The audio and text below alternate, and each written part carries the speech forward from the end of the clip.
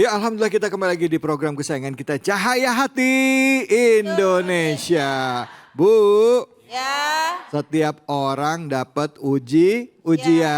Ada juga yang dapat ujiannya berupa penyakit. Betul apa betul Bu? Nah hari ini ada teman kita, saudara kita namanya Bang Yasir ya. Bang Yasir tadi sudah sempat bilang ke kita bahwa beliau ini mengalami gagal ginjal ya. Ginjal kronis ya. Kronis sejak usia 22 tahun dan setiap seminggu 2 kali beliau harus cuci darah. Beliau sudah berkeluarga ya Mas ya. Alhamdulillah ya. Nah di sebelahnya beliau ini istri tercintanya nih. ya, Assalamualaikum. Waalaikumsalam warahmatullahi wabarakatuh. Ya namanya siapa? Riri, Mbak Riri. Sudah punya anak juga ya? Alhamdulillah. Anaknya sudah. namanya siapa teh?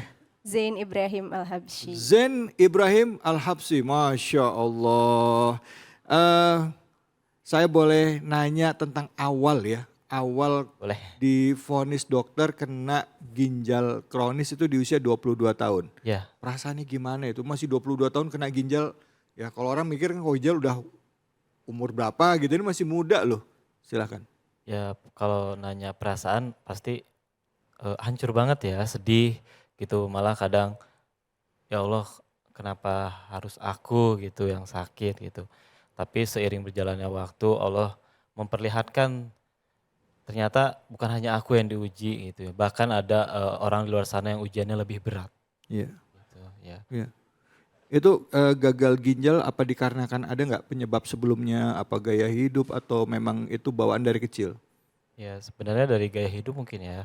Oke. Kalau kata dokter sih dari hipertensi yang telat ketahuannya gitu. Oh Ya, jadi gitu. selama dari remaja sampai ke umur 22 tahun itu Hmm. tanpa Yasir sadari kalau Yasir itu ternyata hipertensinya tinggi terus. Oh Jadi saat di umur 22 ginjalnya udah kena, udah rusak. udah rusak gitu. Apa sih yang dialami dengan gagal ginjal ini mungkin pelajaran juga buat yang lain. Ya, indikasinya apa ternyata kena ginjal? Yang paling ringan itu sering cegukan, tiba-tiba sering cegukan. Kecegukan. Oh iya ini Terus dibilang dulu kan ya kalau kecegukan mau gede gitu katanya ya. Nah, udah kecegukan kok nggak gede-gede ini. Udah gede cegukan terus. terus yang kelihatan di badan itu badan jadi bengkak, semuanya jadi bengkak. Bengkak Ya, maksudnya? apalagi di kaki, jadi membesar, jadi Oh, kayak penumpukan cairan itu tuh ternyata gitu. oh, Ya, dan yang paling parahnya itu kalau aku tidur terlentang gitu ya, itu sesek banget. Langsung ya, sesek parah gitu. ya. Dan yang paling masuk akal tapi antara nggak masuk akal. Jadi kalau gagal ginjalnya beliau katakan sudah 5 tahun tidak buang air kecil. Oh gitu.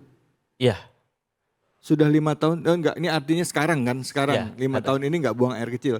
jadi dari tahun pertama cuci darah semakin berkurang volume air Air kencingnya. kecilnya. Tahun kedua semakin berkurang, ketiga, keempat stop. Mulai nggak keluar lagi Oh gitu. sampai sekarang. Gitu. Sampai sekarang. Nah itu keluar air kecilnya itu lewat cuci darah Cuci itu. darah, ya. Oke. Nah dari usia 22 tahun sampai sekarang 30 tahun. Iya, Itu waktu pertama kali kena vonis itu sudah menikah apa belum? sudah 1 tahun setelah menikah divonis. 1 tahun setelah menikah Ya, divonis dokter. iya. Itu mesti minum obat Ada obat yang harus dikonsumsi, obat hipertensi setiap hari. setiap hari, Dan cuci darah juga harus setiap hari. seminggu 2 kali. Seminggu 2 kali. Aduh itu Mbak, Berarti Ustadz Yasir ketika menikah istrinya nggak tahu kalau gagal ginjal. Karena memang belum ketahuan Pak Kiai, baru ketahuan setelah setahun menikah. Apa perasaannya setelah tahu, loh suami saya kok gagal ginjal?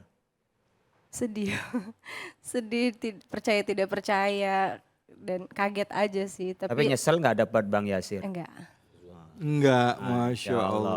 Insya Allah. Tapi gini loh, waktu namanya kita sebagai suami ya kan, nikah masih awal-awal nikah gitu, ketemu istri, ada nggak perasaan kayak ya patah semangat atau mungkin kayak aduh, putus asa gitu, ada nggak Mas? Di awal-awal iya, di awal-awal aku sempat kayak putus asa. Terus emang aku baca-baca sebentar gitu kayak yang gagal ginjal tuh umurnya nggak akan lama gitu. Itu kan benar-benar kayak bikin down banget ya. Iya, Tapi akhirnya sama istri disemangatin. Enggak kok, ada kok ini beberapa orang yang umurnya bisa panjang. Masya Allah. Ibu lihat punya istri memberi semangat, bukan malah mematahkan semangat. Ya Ini Allah. perlu ditiru. Iya, iya. Memberikan motivasi. Saya lagi mau nanya tadi apa yang buat teguh dalam menghadapi cobaan ini? Pertama karena nikahnya niat untuk ibadah, kedua kalau saya niat berbakti sama suami, pengen ngejar surga, surganya istri katanya ada di ridho suami ya. Allah. Dan karena dikasih suaminya yang soleh, yang sabar, Allah. yang tawakal, yang selalu ngajarin arti syukur, walaupun lagi diuji tapi nggak pernah ngeluh gitu, apalagi sama Allah kenapa harus, maksudnya mempertanyakan ujiannya kenapa harus aku ya Allah yang diuji, tapi lebih ke husnuzon terus sama Allahnya ini, Masya Allah. Kayak Masya Allah. mungkin dengan sakit ini dibentengi sama Allah. Mungkin kalau sehat jadi jahat, ibadahnya malas atau jahat sama istri gitu. Tapi dengan sakitnya justru mungkin Allah menjaga hatinya biar lebih sering ingat sama Allah. Ya Allah, sebagai seorang istri ya, ya suami kan baru-baru nikah nih, dapat vonis kayak gitu. Ada nggak pernah misalnya udahlah kamu cari orang lain aja kayak gitu. Maaf ya, ini maaf banget saya nanya gini. Pernah nggak ada perasaan kayak gitu tuh? Kayak perasaan, udahlah gitu. Pernah. Jadi waktu itu aku ngobrol sama almarhum ibu, karena ini kan kita masih nikah masih baru ya mah. Gitu. Mama coba ngobrol sama Riri, ya, gimana kalau kita balikin lagi aja Riri ke orang tuanya secara baik-baik. Oh ini yang minta malah. Iya, tapi aku pengennya mama yang nyampaikan gitu ya. Kalau aku yang nyampaikan takutnya jatuh talak. Iya. Tuh. Mau dipulangin. Mau dipulangin terus, Ya. habis itu? Ya udah langsung mama udah ngobrol langsung, ternyata Ririnya nggak mau, Oh. malah kayak marah gitu. Kamu nggak percaya sama aku? Allah. Ayo aku temenin sakitnya. Allah. Aku tuh istri kamu. Ya Allah. Gitu. Ya Allah, merinding Bu, ya Allah. Ini Kiai. pertanyaan Ustadz David itu mancing. Untuk bukan berarti Ustadz David itu menginginkan setiap orang yang kena musibah lalu minta cerai. Tapi pertanyaan Ustadz David itu mancing. Sebenarnya seberapa dalam alasannya Mbak Riri itu menerima Mas Yasir ya. Iya. Ini sebenarnya yang ingin memberikan pelajaran kepada ibu bapak sekalian, mungkin punya masalah di rumahnya itu enggak seberapa Betul, Kiai. dibanding dengan berdua. Jadi tadi itu pertanyaan menggali, bukan akhirnya menemukan antara logika duniawi dan logika ukhrawi. Masya Allah. Logika yang sifatnya temporal dengan logika keimanan. Jadi kalau gak temporal itu ya kita menikah, ada kalanya kan saya mau dapat berapa, warisan berapa, uang belanja berapa, kemudian kita bisa jalan-jalan kemana kan gitu. Itu kan logika yang sifatnya kesenangan duniawi. Ternyata Mbak Riri berpikir, lain berpikirnya logika keimanan. Nikah ibadah. Jadi masalah-masalah yang dilalui dalam ibadah itu adalah bernilai pahala. Masya Allah. Kemudian yang kita harapkan bukan hanya kehidupan duniawi yang itu enggak salah apa-apa. Namanya Bang Yasir, Bang itu apa? Habib Yasir ya. Ini enggak salah apa-apa Habib Yasir. Kenapa? Ya karena memang penyakit tidak bisa kita berkutik apa-apa. Itu pemberian dari Allah. Siapa yang mau orang kena penyakit? Sama ibu bapak sekalian punya suami kok enggak kaya-kaya. Mana ada suami kepingin miskin. Iya betul. Tapi memang itu enggak bisa, mau gimana lagi. Dan itu adalah pemberian dari Allah yang bisa kita kembalikan adalah kembalikan kepada Allah. Nah ini jangan sebentar-bentar cobaan cerai. Dikirain kalau cerai mau dapat yang lebih bagus lagi. Kan itu dikirain kan. Kenapa enggak yang ada kita perbaiki bersama untuk menuju kebahagiaan bersama. Itulah yang diberikan oleh Allah, kita lalui dengan sebaik-baiknya. Tadi kan beliau mengatakan hipertensi ya. Hipertensi, iya. Ini ibu-ibu semua hipertensi. Kalau pas dompetnya kecil. Akhir bulan dong ya, hipertensi mulai. Nah, sebagai orang tua ya, kan punya anak ya kan. Apa harapannya nih ke depan dengan apa artinya dengan keadaan yang seperti ini dan juga harapannya untuk netizen-netizen. Soalnya ini beliau Kiai, beliau ini viral. Bagaimana kisah hidup beliau ini menginspirasi mungkin jutaan anak-anak muda Indonesia ya, pasangan-pasangan muda sehingga bisa tetap istiqomah dengan pernikahan ya. Pada saat di masa sekarang orang itu banyak yang minta cerai gara-gara suaminya nggak punya pendapatan, gara-gara uangnya nggak cukup, gara-gara suaminya sakit, ditinggalin dan lain sebagainya. Kira-kira apa harapannya? Saya juga masih belajar ya, belum bisa kasih untuk harapannya ya. semoga aja, maksudnya dalam rumah tangga itu kan per- eh, pernikahan itu ibadah terlama ya seumur hidup. Masya Allah. Masa mau udahan, mau ganti tempat ibadahnya yang lain itu jangan mudah seperti itu.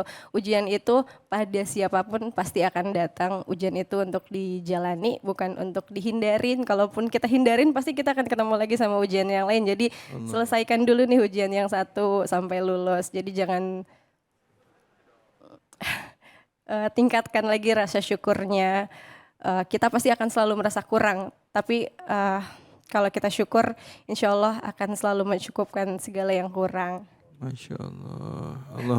Sama selalu berhusnuzon aja sama yang Allah kasih ke kita. Mas Yasir, sebagai seorang suami dapat istri seperti ini karakternya. Boleh nggak saya dengar dong sebagai sesama laki-laki ya. Ya. Apa yang ada di ungkapan hatinya yang paling dalam dengan istri seperti. Sekalian beliau curhat juga. Ya yang pasti aku selalu bersyukur sama Allah gitu ya. Aku menganggap Riri itu, istri aku itu hadiah dari Allah. Allah. Hadiah dari Allah untuk menemani aku, untuk menemani ujian aku, ujian kita berdua. Dan aku selalu bersyukur kepada Allah. Allah selalu membuat hatinya Riri, hatinya istri aku itu selalu mencintai aku.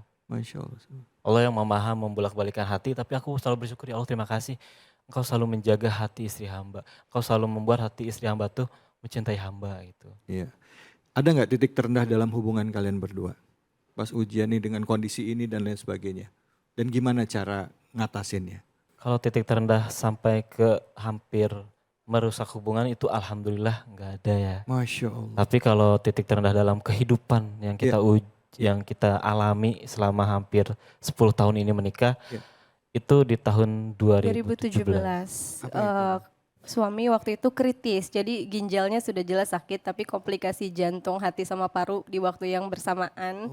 Sampai kritis, sampai benar-benar kondisinya yang parah banget, sampai kita sudah ada satu momen sudah saling berpamitan, saling memaafkan satu sama lain. Jadi kita, Masya Allah bisa sampai ada di hari ini, alhamdulillah sama Allah masih dikasih nikmat umur untuk masih hidup di dunia. Tapi itu titik terendah, tapi alhamdulillah bisa berhasil melewati semuanya, Masya Allah. Masya Allah, berarti sempat ngalami masa kritis itu di rumah sakit, dirawat? Iya di rumah sakit. Iya. Ya. Berapa lama dirawat di rumah sakit waktu itu? Hampir 2 minggu ya.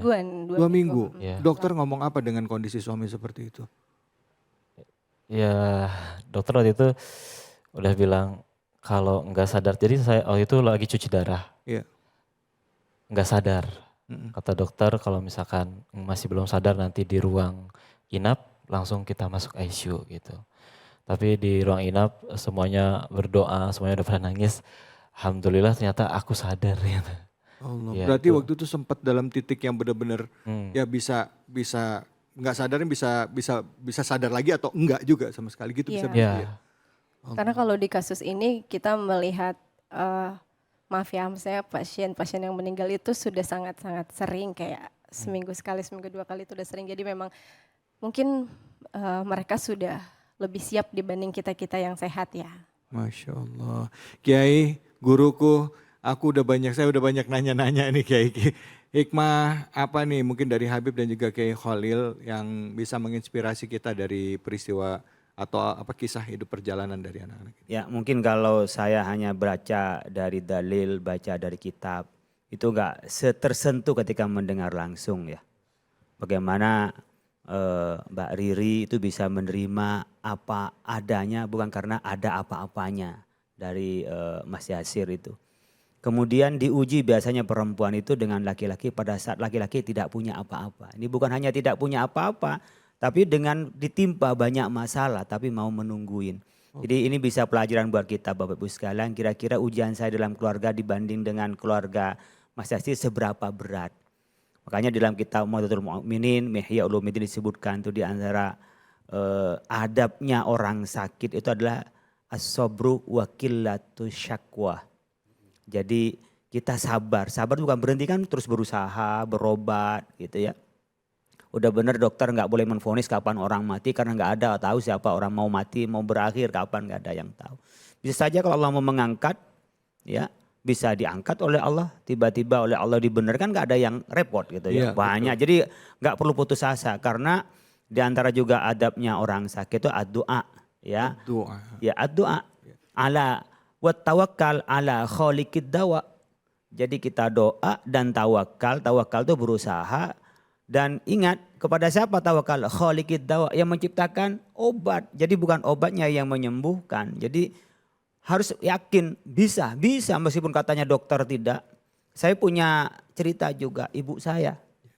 Ibu saya itu divonis dokter ketika itu saya sedang postdoktor di Maroko. Katanya harus dioperasi. Ibu saya itu paling takut kalau dioperasi gitu ya.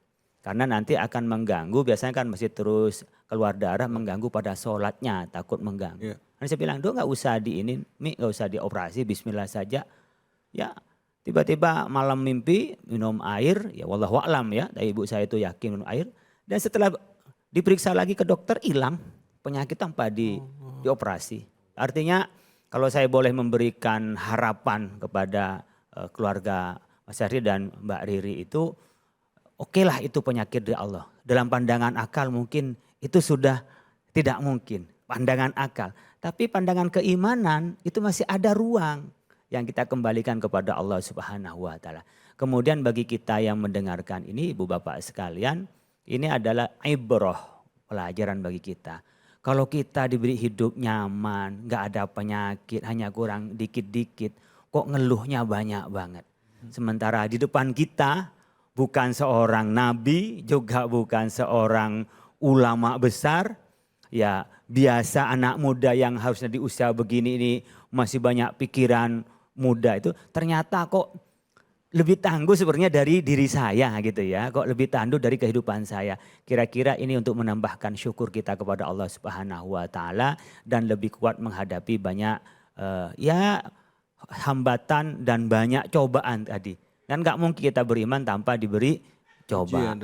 Dan ujian itu adalah semuanya untuk menguji mana yang beriman, mana yang itu hanya berkata-kata pada dasarnya hatinya tidak beriman. Masya Allah, baik Kiai, terima kasih Ibu. Bu, sampai haru ya Bu ya. Jadi ingat suami di rumah ya Bu ya. Biarpun kayak gimana tetap harus disayang. Sayang-sayang ketawa lagi. Bu, ada yang mau nanya? Silahkan siapa yang mau nanya? Ada yang mau nanya? Silahkan Ibu. Assalamualaikum warahmatullahi wabarakatuh. Waalaikumsalam. Cahaya hati Indonesia. Saya mau bertanya dengan Bang Yasir dan Mbak Riri. Sekarang seandainya kalian sudah mempunyai anak. Nah, bagaimana caranya menyampaikan jika ayahnya dikala sakit ginjal? Oh gitu. Ini udah punya anak Bu, memang Ya. sudah punya anak. Itu gimana caranya? Seandainya sudah mempunyai anak, bagaimana caranya? Sudah punya anak dan bagaimana cara menyampaikan ke anak kondisi bapaknya begitu ya Bu ya? Oke. Baik, terima kasih banyak Ibu. Assalamualaikum warahmatullahi wabarakatuh. Waalaikumsalam warahmatullahi wabarakatuh. Silahkan Mbak Riri. Terima kasih Ibu pertanyaannya. Sudah disampaikan anak kita sekarang umurnya 5,5 tahun, tapi di usia segitu sudah hampir sangat paham dengan kondisi abinya saat ini. Karena kan sejak kecil sudah sering ditinggal ke rumah sakit seminggu 2 kali, belum kalau ditinggal nginep di rumah sakit, kalau abinya dirawat suka dijelasin dengan kata-kata yang sesungguhnya tapi mudah dipahami oleh anak-anak kayak Zain, nama anak kita Zain, Abi itu sakit apa Bu? Sakit gagal ginjal, dijelasin gagal ginjal itu apa, efeknya apa, dan alhamdulillah dikasih kemampuan anak kita untuk mudah memahami penjelasan yang kita kasih. Jadi anak kita sudah paham kalau ditanya Abi sakit apa, sakit gagal ginjal. Kalau ibu dan Abi ke rumah sakit mau apa, mau antar Abi cuci darah. Kenapa harus cuci darah? Karena kalau nggak cuci darah nanti Abi sesek. Jadi alhamdulillah sudah sangat paham. Jadi kalaupun kita tinggal sudah tidak ada lagi merengek-merengek pengen ikut atau apa, alhamdulillah. Baik, Mas Yasir. Ya. Pasti ada perasaan kadangkala capek, mungkin suatu saat akan ketemu kayak gitu. Tapi tetap istiqomah ya. Yakin Allah Maha memberikan kesembuhan. Amin ya Allah, amin. Baik pemirsa, setelah ini kita akan kembali lagi, kita akan dengarkan kajian dari guru-guru kita. Tetap di sini, di Cahaya Hati Indonesia.